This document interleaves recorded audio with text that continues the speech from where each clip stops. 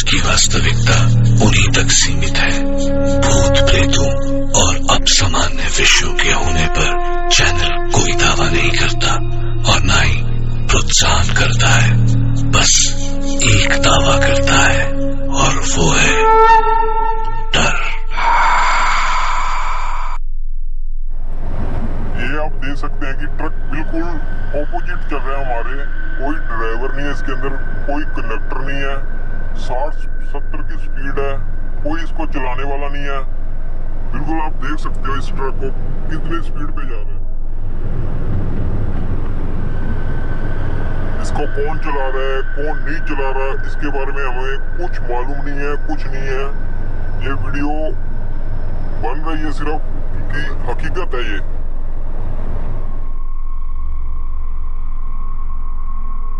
आप इसे देख सकते हैं, बिल्कुल इसका नंबर भी देख सकते हैं आप, PP07 S55 कोई इसके अंदर ड्राइवर नहीं है, कोई इसके अंदर कंडक्टर नहीं है।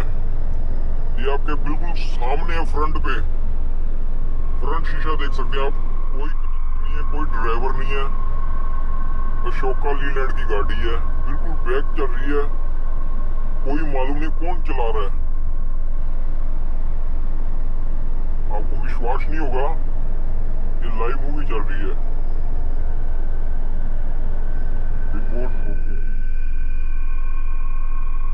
नमस्कार दोस्तों, मेरा नाम है जितेंद्र सिंह और मैं आपके लिए लाता रहता हूं कुछ दिल दहला देने वाली रहस्यमय भूतिया कहानियां। तो चलिए सुनते हैं आज की कहानी को। तारा सिंह हमारे जिले के ही रहने वाले थे और शादीशुदा थे। उनके परिवार में उनके 2 छोटे भाई, माता पिता, पत्नी तथा 2 प्यारे बच्चे थे। तारा सिंह जी कोलकाता में किसी सेठ के यहाँ ट्रक की ड्राइवरी करते थे।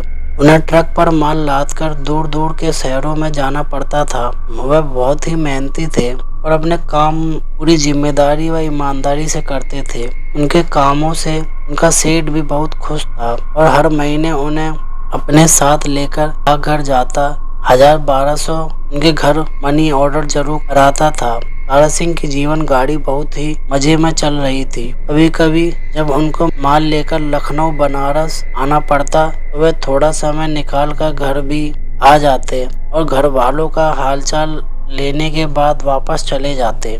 एक बार की बात है, तारा सिंह रात को करीब 10 बजे ट्रक लेकर निकले। उन्हें दिल्ली की ओर जाना था। उनके साथ सोनू नाम का एक खलासी भी था। तारा सिंह सोनू को अपने बेटे जैसा मानते थे और उसे ट्रक चलाना भी सिखाते थे। अब सोनू ट्रक चलाने में एक्सपर्ट भी हो गया था और उस रात सोनू ने जिद करके कहा कि आप आराम से सो जाएं और ट्रक चलाकर मैं ले चलता हूं।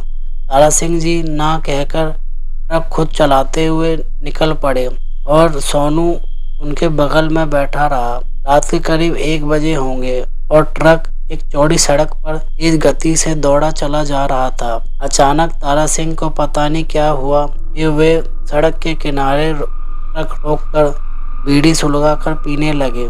बीड़ी पीने के बाद वे सोनू से बोले कि मुझे बहुत नींद आ रही है और बल्कि मैं सोने जा रहा हूँ। तुम एक काम करो, धीरे धीरे ट्रक चलाकर ले चलो। सोनू तो ट्रक चलाना ही चाहता था। उसने हामी भरकर ट्रक की स्टीयरिंग पकड़ ली और धीमी गति से ट्रक को दौड़ाने लगा। लगभग आधे घंटे बाद जब सोनू को लगा कि अब तारा सिंह गहरी नींद में सो रहे हैं तो उसको मस्ती सूझी। उसने ट्रक की स्पीड बहुत तेज कर दी। गुनगुनाते हुए ड्राइविंग करने लगा। अचानक उसे पीछे से एक और ट्रक आती दिखाई दी। शायद उसकी स्पीड और भी तेज थी। उसने सोचा कि शायद पीछे से आ रही ट्रक उसके आगे निकलना चाहती है।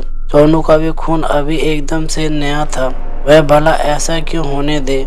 उसने भी ट्रक का एक्सीलेटर चापते हुए ट्रक को और भी तेज दौड़ाने लगा। अरे यह क्या, उसने ट्रक की स्पीड इतनी बढ़ा दी कि अब ट्रक उसके काबू से बाहर हो गया। वह कुछ सोच पाता उससे पहले ही ट्रक सड़क छोड़कर उतर गए और एक पेड़ से टकराकर पूरी तरह से नष्ट हो गए। इस घटना में तारा सिंह तो भगवान को प्यारे हो गए, पर सोनू बच गया। उसे ट्रक चालकों ने पास के अस्पताल में भर्ती कराकर उसके सेठ को सूचना भिजवा दी और सोनू 4-5 दिन अस्पताल में पड़ा रहा।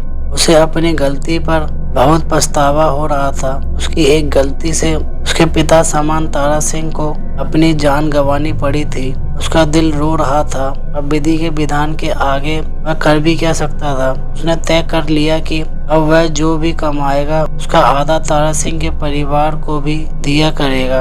अस्पताल से छुट्टी मिलने के बाद वह वापस कोलकाता आ गया और अपने सेठ से मिलकर उसने सारी बात बताई और अपनी गलती पर फूट फूट कर रोने लगा। सेठ ने उसे समझाते हुए कहा कि अब रोने धोने से कुछ नहीं होने वाला, नहीं पर तारा सिंह के परिवार वालों को कुछ बताएंगे नहीं और समय समय पर उनके परिवार की मदद करते रहेंगे। इसके साथ ही उन्होंने सोनू से एक ऐसी बात बताई जिसे सुनकर सोनू पूरी तरह से डर गया। उसके रोंगटे खड़े हो गए। दरअसल सेठ ने सोनू को बताया कि तारा सिंह बराबर बताया करते थे कि मालिक जब भी यहाँ से माल लेकर दिल्ली के लिए निकलता हूँ तो रात के करीब 1-2 बजे एक सुनसान जगह पर ऐसा लगता है कि कोई ट्रक तेजी से पीछे आ रहा है और हमें ओवरटेक करने की कोशिश कर रहा है। पीछे देखते हैं और वह ट्रक दिखाई नहीं देता और ट्रक के मिरर में वह साफ साफ ओवरटेक करते हुए दिखाई देता है।